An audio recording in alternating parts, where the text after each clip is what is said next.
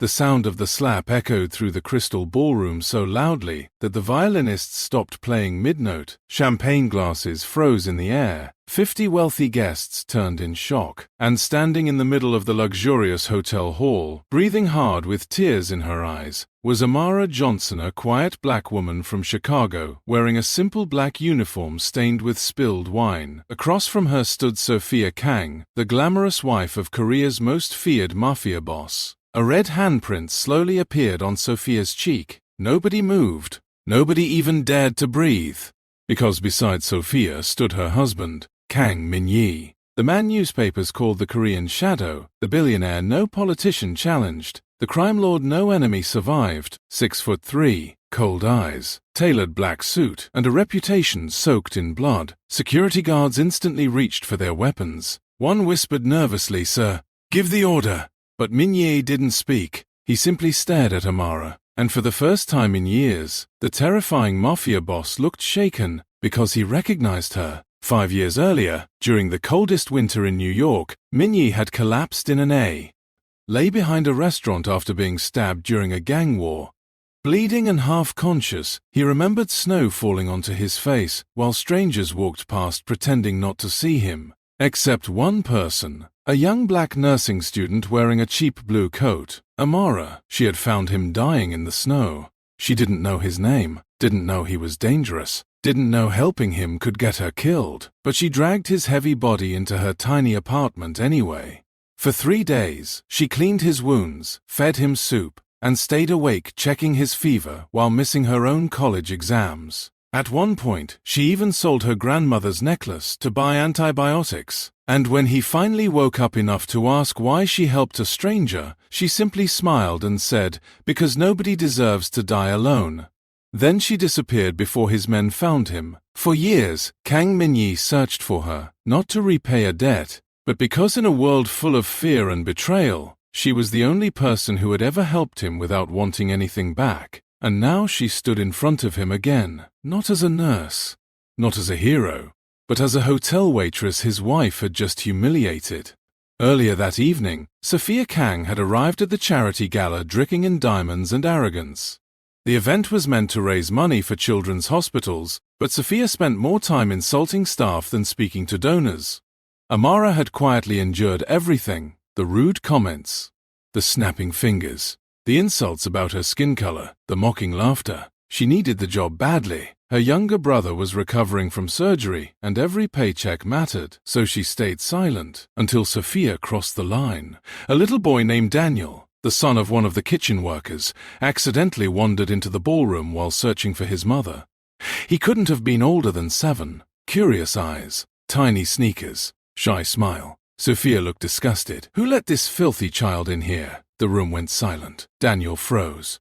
Then Sophia grabbed the boy harshly by the arm. "So this is what poor people do now? Bring their children to beg from rich guests?" The child whimpered in pain. Amara rushed forward immediately. "Please let him go," she said softly. Sophia turned slowly. "Excuse me? You're hurting him." Sophia laughed cruelly. "You're a waitress.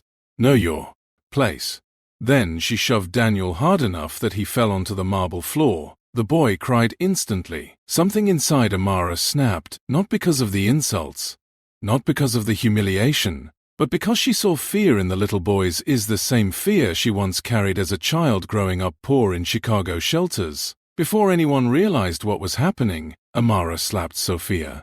Hard. Gasps filled the ballroom. Daniel stared up at her with wide eyes while Amara helped him stand. Then, with trembling hands, she removed her employee badge and placed it on a silver tray nearby. "I resign." The manager looked like he might faint. Security guards moved forward, but Min-yi suddenly raised one finger. Everyone stopped instantly. The mafia boss walked slowly toward Amara. Every step echoed like thunder. Guests looked terrified. Some secretly pulled out phones. Others expected violence. Min-yi stopped inches from her. Amara lifted her chin despite shaking inside. "If you're going to fire me or hurt me," she whispered, "just let the child leave first." Min-yi stared at her for a long moment. Then he looked down at Daniel. The frightened little boy clung tightly to Amara's hand.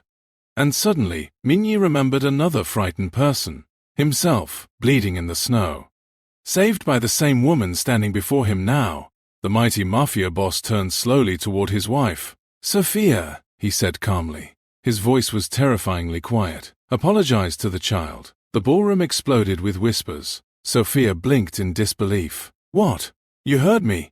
You're choosing a waitress over me." Minyi's cold eyes hardened. "Number I'm choosing humanity." Sophia laughed angrily. "You've lost your mind." But Minyi ignored her. Instead, he removed his expensive suit jacket and gently draped it over Daniel's small shoulders. Then he knelt, actually knelt. One of the most feared men in Asia lowered himself to eye level with a poor little boy. "What's your name?" he asked softly. Daniel."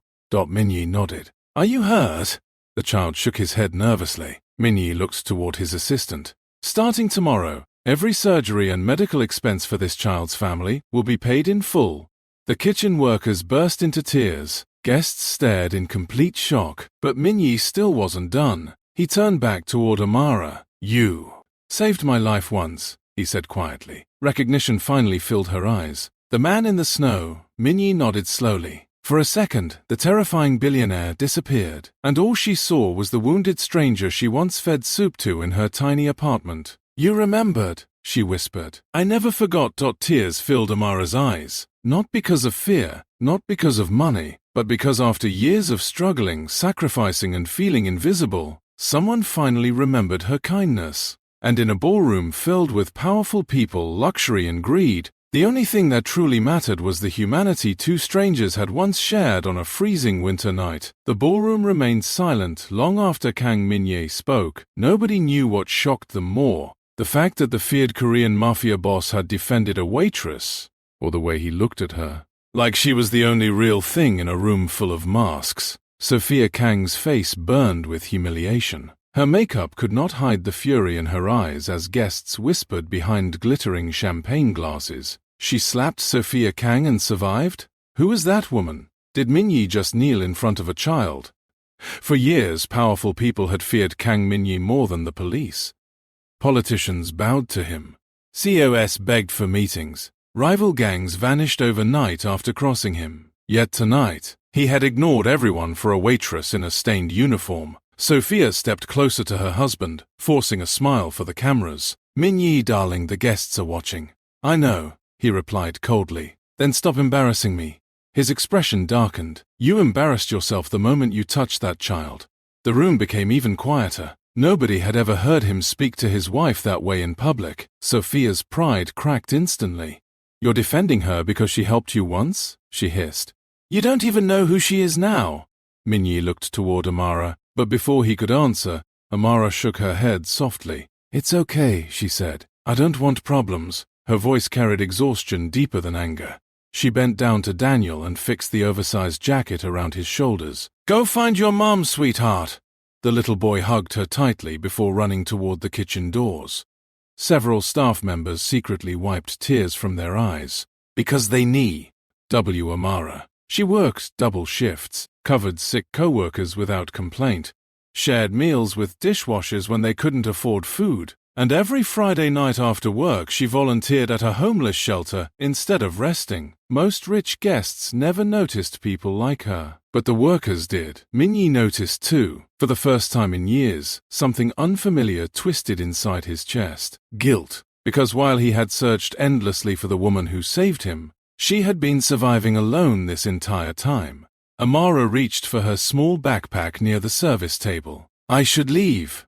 The hotel manager immediately panicked. No, Miss Johnson, I resigned," she reminded him gently. Sophia crossed her arms. Yes, and security should escort her out, but Minyi suddenly spoke. "No one touches her." The guards instantly stepped back. Amara looked uncomfortable now. The attention felt heavy, suffocating. She hated public scenes. Hated rich people staring at her like she was entertainment. She just wanted to go home. Her younger brother Malik was waiting for her at their apartment, probably reheating leftovers for dinner while recovering from surgery. Real life still existed outside this ballroom. Bills, stress, rent, pain. And unlike the wealthy people here, she couldn't escape those things with money. "I appreciate what you said," she told Minyi carefully, "but I don't need saving." His eyes narrowed slightly. "You think that's what this is? I know men like you." That surprised him. Amara continued quietly. Powerful men love helping people publicly. It makes them feel good. But tomorrow, you'll go back to your world, and I'll still be struggling in mine. Her honesty hit harder than the slap ever could. Nobody spoke to Kang Minyi that way. Nobody. Yet he wasn't angry. If anything, he respected her more. Before he could respond, Sophia laughed sharply. You see, even she knows her place. Amara turned toward her slowly. No, she said calmly. I know yours. The guests gasped again. Sophia's face tightened with rage. You little enough. Minyie's voice cut through the room like ice. Sophia froze immediately. He had used that tone only a few times before, usually moments before someone disappeared forever. Even his own men looked nervous. Minyi walked toward Amara again, lowering his voice so only she could hear. You once asked me something, he said. She frowned slightly. When I was injured, you asked what kind of life forces a man to look over his shoulder even while sleeping. Memories flickered across her face. The freezing apartment, the blood-soaked bandages, the nightmares that made him wake up reaching for a weapon. You never answered, she whispered. No, he admitted, because back then I was too ashamed. For a moment, the powerful mafia boss looked tired instead of dangerous. I built an empire, he said quietly, but somehow lost pieces of myself doing it. Amara stared at him carefully. She could see it now, the loneliness behind his cold eyes, the exhaustion hidden beneath expensive suits and terrifying reputation. And suddenly she realized something shocking. Kang Minyi wasn't the most dangerous person in the ballroom tonight. Sophia was, because cruelty without guilt was far scarier than violence with regret. A loud crash interrupted the moment. Everyone turned. Sophia had smashed her champagne glass against the table. You're humiliating me for her, she shouted. Minyi's face became unreadable again. This conversation is over. No, Sophia snapped. Either she leaves, or I do. The ballroom waited. The tension felt unbearable. Then Minyi answered calmly. Goodbye, Sophia. The entire room exploded into chaos. The ballroom erupted instantly. Guests whispered wildly. Some stood from their tables. Others rushed to pretend they weren't listening while secretly recording everything on their phones. Because Kang Minyi had just done the impossible. He chose a poor black waitress over his own wife. Sophia Kang stared at him as if he had slapped her harder than Amara ever could. You can't be serious, she whispered. Minyi's face remained cold. You would destroy our marriage because of her? No, he answered quietly. You destroyed it yourself a long time ago. The words hit like bullets. For years, Sophia had believed fear guaranteed loyalty. She wore wealth like armor and treated kindness like weakness. Nobody ever challenged her because of who her husband was. But tonight, for the first time, someone finally did. Sophia's eyes filled with fury and humiliation. You think people love you? She snapped at Minyi. They fear you. Nobody moved. Even the musicians look. Terrified, Sophia pointed toward Amara. And her? She's using you. Poor women always do. Amara stiffened immediately. Not because the insult hurt, but because she had heard versions of those words her entire life. Too black, too poor, too invisible. People always assumed kindness from someone like her must come with hidden motives. Before Amara could speak, Minyi's voice turned deadly calm. Do not insult her again, Sophia laughed bitterly. Why? Because she patched up your wounds years ago. You barely know her. Minyi looked directly at his wife. She gave up her college exams to save a dying stranger. The room quieted again. She sold her necklace to buy medicine for a man she thought was homeless. Amara's eyes widened slightly. You knew about that? I investigated everything. The guests stared at her differently now. Not as a waitress, not as scandal, but as someone extraordinary. Amara suddenly felt exposed. She hated attention, especially this kind. You shouldn't have looked into my life, she said softly. I needed to know who could be that selfless. She shook her head. I wasn't selfless. I just did what anyone should do. Minyi Ost smiled. That's exactly why you're different. Sophia scoffed loudly. This is pathetic. Then she grabbed her designer purse and stormed toward the exit before suddenly stopping near Amara. Her expression twisted with jealousy. You think this ends like some fairy tale? Sophia hissed quietly. Men like Minyi don't change. He destroys everything around him. For a second, pain flickered across Minyi's eyes. Tiny. Almost invisible. But Amara noticed. Because wounded people always recognized wounded people. Sophia leaned closer. And when his enemies come for you, Remember tonight." Then she walked away. The massive ballroom doors slammed shut behind her. Silence followed. A dangerous silence. Minyi's assistant stepped forward nervously. "Sir, should we send protection after Madam?" "No." The answer was immediate. Cold. Final. Everyone understood what it meant. The marriage was over, just like that. Meanwhile, Amara looked deeply uncomfortable. "This is crazy," she muttered. "I should really go home." Minyi turned toward her. "Let my driver take you.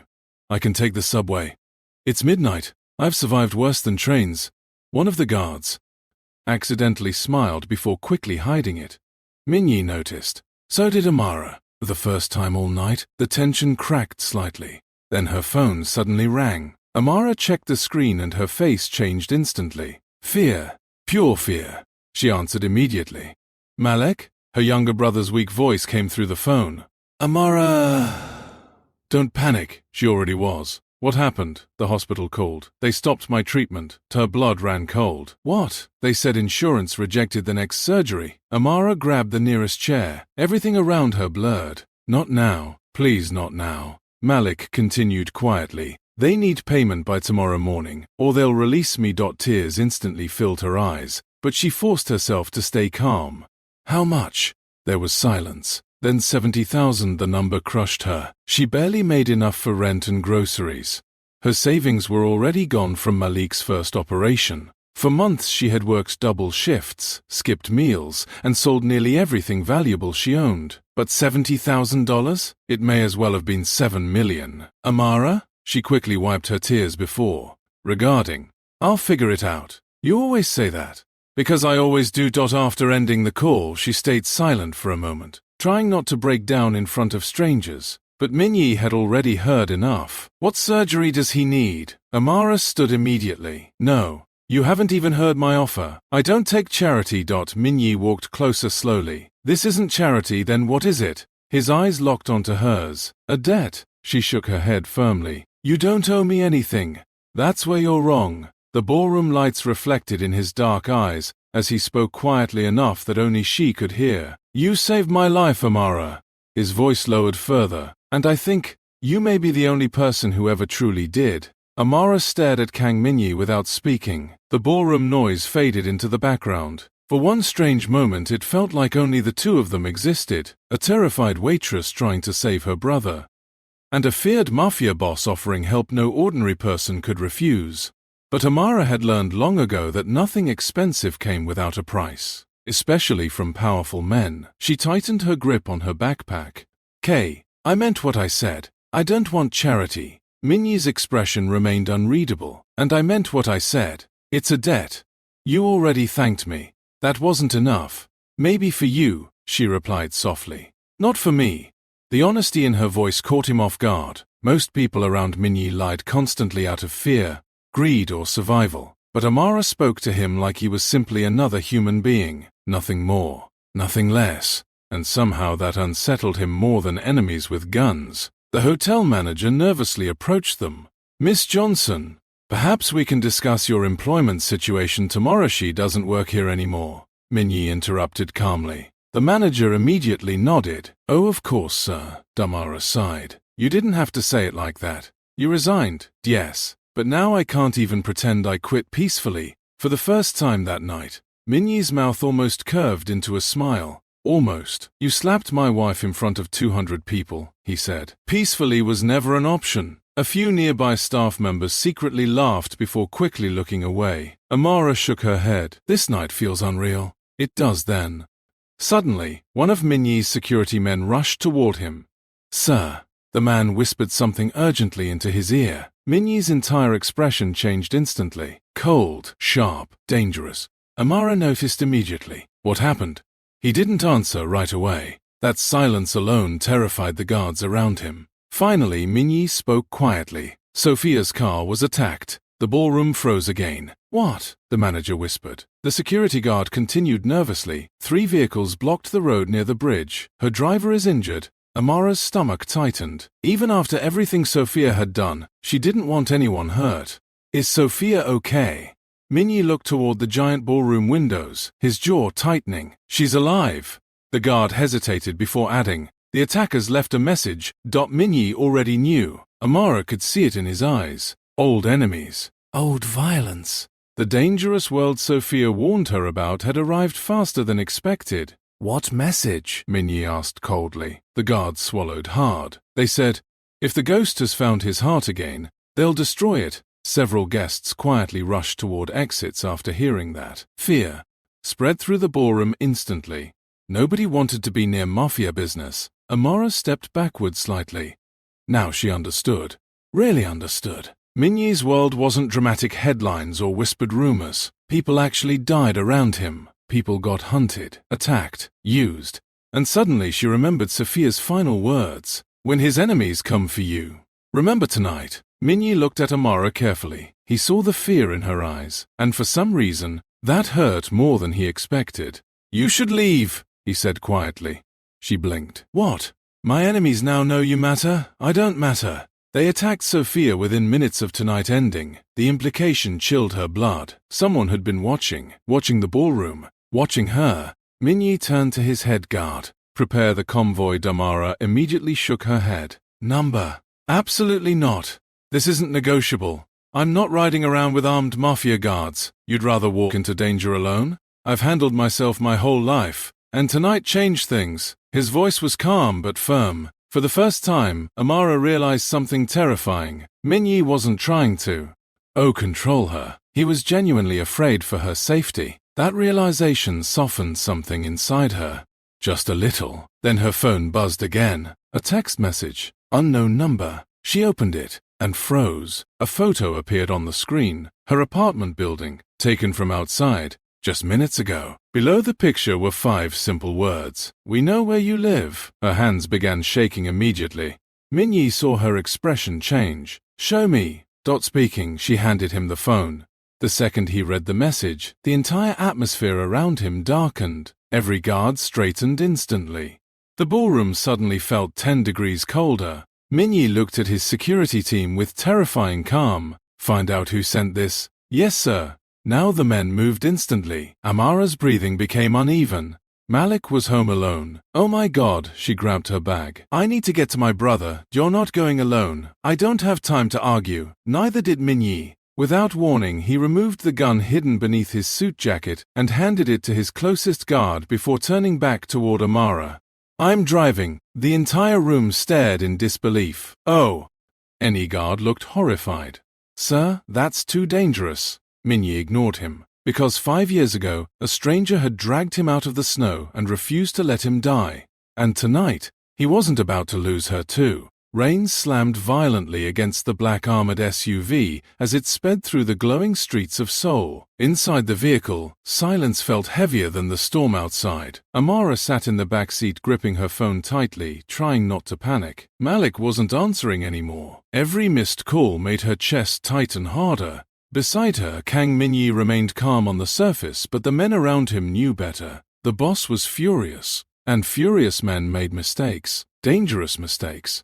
3 black vehicles surrounded the SUV as armed security escorted them through traffic. Minyi's right-hand man, Tae-yoon, spoke through an earpiece from the front seat. We've sent 2 teams to the apartment already. Amara leaned forward immediately. And? No sign of forced entry yet. Yet. That single word nearly broke her. Minyi noticed her trembling hands. You should breathe. She looked at him sharply. My little brother might be in danger and you're telling. What do you mean to breathe? No, he answered quietly. I'm telling you panic won't help him. His voice wasn't cold this time. It was steady, grounding. Amara looked away toward the rain-covered window. You don't understand. Minyi stared ahead silently. Actually, he did, more than she realized. At 16, he once held his younger sister in his arms after a rival gang targeted his family. She died before reaching the hospital. Since that night, he had spent years destroying every enemy who threatened people he cared about. But revenge never brought peace, only emptiness. The convoy suddenly turned sharply into a narrow street. Amara recognized her neighborhood immediately. Old apartment buildings, broken streetlights, tiny grocery stores with metal shutters half closed for the night. A world completely different from glittering ballrooms and billion-dollar empires. As the SUVs stopped outside her building, security guards jumped out first, weapons ready, scanning rooftops, windows, dark alleys. The neighbors peeked nervously through curtains. Amara's heart pounded violently. Before the guards could stop her, she rushed out of the SUV and sprinted toward the entrance. "Amara!" Minyi called sharply, but she was already running upstairs. Third floor, hallway 3B. Her hands shook so badly she nearly dropped her keys. Then the apartment door slowly opened from inside. "Amara?" Malik stood there alive, confused, holding a bowl of instant noodles. The second she saw him, relief crashed through her so hard her knees nearly gave out. She hugged him instantly. "So you do remember how to come home," Malik joked weakly before noticing her tears. "Whoa! What happened?" Amara couldn't even answer. She simply held him tighter. Moments later, heavy footsteps approached. Minyi entered the hallway surrounded by guards. The tiny apartment suddenly felt microscopic with him inside it. Malik blinked slowly. His eyes widened, then widened even more. "No way." Amara pulled back. "What?" Malik pointed directly at Minyi. "That's Kang Minyi." The guards stiffened instantly. Minyi remained expressionless, but Malik looked weirdly excited. "The billionaire guy from the news." Amara stared at her brother in disbelief. "You recognize mafia bosses?" "I watch documentaries." "This isn't the time." Minyi unexpectedly.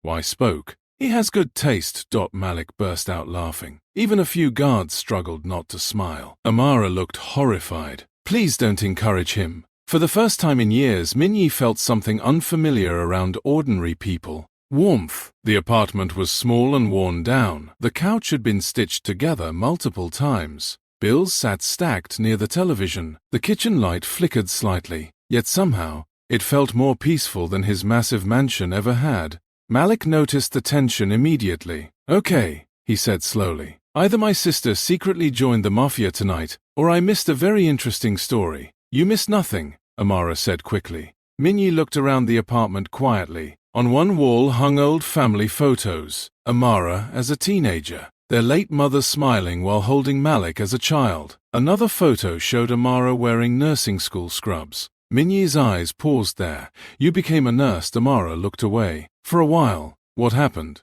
She hesitated. Malik answered instead. "Life happened." The room fell quiet. Malik sat carefully on the couch, his face pale from illness but still carrying humor in his eyes. "She dropped out when Mum got sick," he explained. "Worked 3 jobs to take care of us." Minyi looked at Amara slowly. "You never told me." "We weren't exactly exchanging life stories while hiding you from killers. Fair point." Malik frowned slightly. "Wait, hiding him from killers?" Amara closed her eyes. "Oh God." Minyi actually looked amused now. A dangerous mafia boss standing inside a cramped apartment trying not to smile should have looked terrifying. Instead, somehow, it looked human. Then suddenly one of the guards spoke urgently into his earpiece. "Sir." The atmosphere shifted instantly. The warmth disappeared. "What is it?" Minyi asked. "We found the vehicle that followed Ms. Johnson's apartment earlier tonight." Damara's stomach tightened again. The guard continued carefully. "There were 2 men inside. Where are they now?" The guard hesitated. "They're dead." Silence. Cold silence. Malik looked confused. Amara stared directly at Minyi. His face revealed nothing, but deep down she understood the terrifying truth. People around Kang Minyi didn't survive long after threatening someone he cared about. And somehow, that's so. Mione had become her. The apartment suddenly felt colder, smaller, too small for the dangerous silence now hanging in the room. Amara stared at Kang Minyi, her heartbeat uneven. "They're dead?" she repeated quietly. The guard nodded once. "Both of them." Malik looked between everyone nervously. "Okay, I officially hate this conversation." Minyi removed his gloves slowly, calm as ever. "Take the team downstairs. Double security around the building." "Yes, sir." The guards immediately left the apartment, but the tension stayed behind. Amara crossed her arms tightly. "What happened to them?" Minyi met her eyes. "My men found them before they could disappear." "That's not what I asked." Silence. He didn't answer. And that silence gave her the answer anyway. Amara stepped back from him slightly.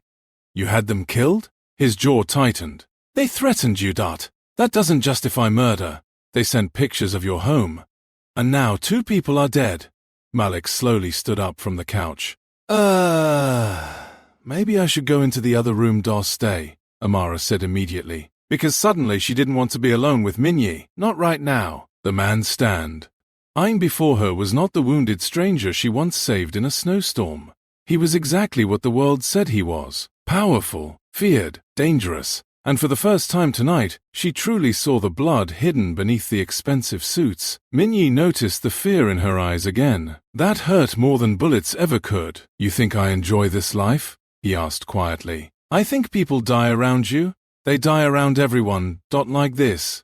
His expression darkened slightly. You believe the world is kind because you are kind. Amara shook her head immediately. Number 1, I know the world is cruel. I've lived it. Then you should understand. I understand protecting people, she snapped. I don't understand becoming a monster to do it. The words hit harder than she intended. For a second, something painful flickered across Minye's face. Monster. He had been called many things. Ghost, devil, king. But hearing it from her felt different, because somehow, her opinion mattered. More than it should. Malik carefully cleared his throat. Okay, I'm just gonna say it. You 2 argue like divorced parents. Amara looked horrified. Malik! What? The tension is insane.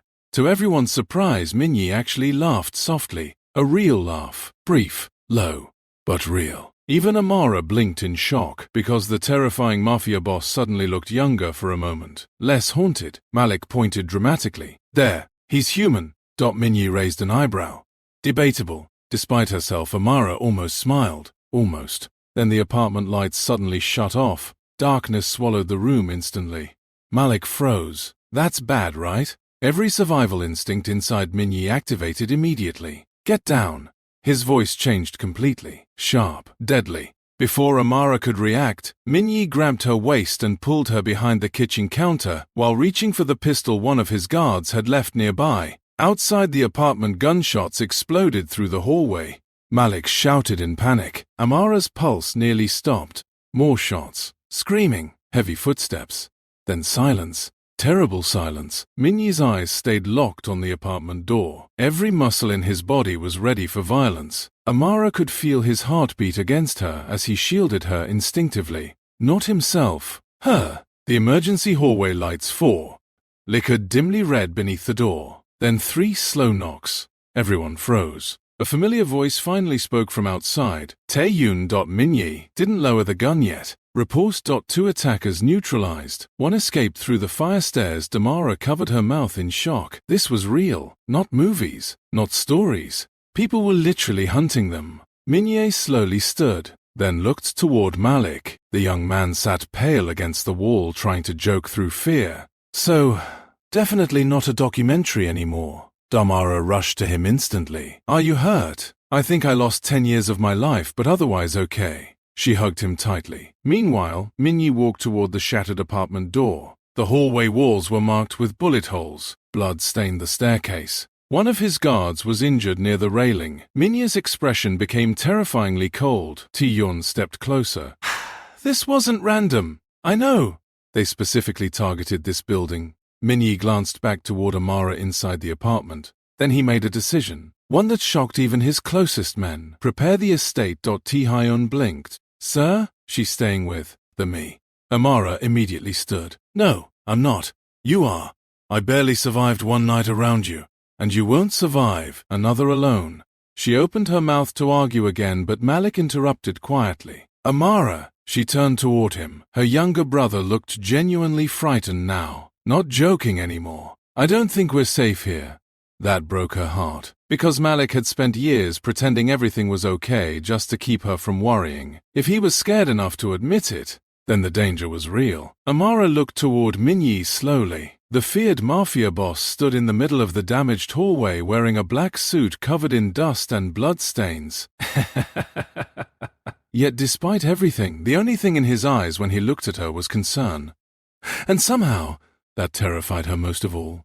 Rain poured heavily over Seoul as the convoy of black vehicles disappeared into the night.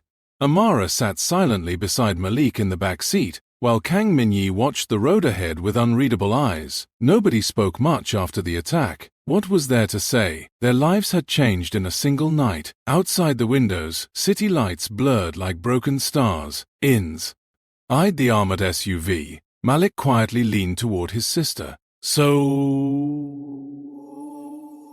he whispered carefully, "your life is officially crazier than Netflix now." Amara gave him an exhausted look. "This isn't funny." "It's a little funny." She almost smiled despite herself. Across from them, Minyi noticed the tiny change in her expression, and strangely, it eased something inside him. An hour later, the convoy finally reached the estate. The massive gates slowly opened, revealing one of the most heavily guarded private properties in Korea. Tall walls, armed security, black luxury cars lined like soldiers. The mansion itself looked less like a home and more like a fortress built for a king who trusted nobody. Malik stared out the window. "Okay, wow." Amara looked uneasy. "People actually live like this," Minyi answered quietly. "Not people, prisoners."